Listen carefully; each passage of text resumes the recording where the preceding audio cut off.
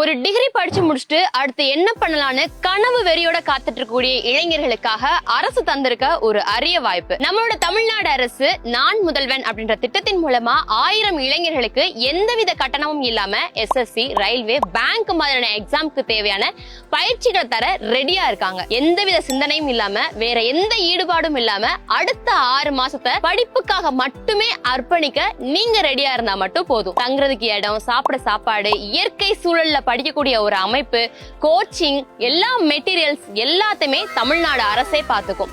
இந்த பயிற்சியிலையும் நீங்களும் சேர்ந்து ஒரு அரசு வேலையை உங்களோட லட்சியமா மாத்தி உங்களோட கனவை வெல்லணும்னு நினைச்சீங்கன்னா விண்ணப்பிக்கிறதுக்கு கடைசி நாள் ஜூன் 23.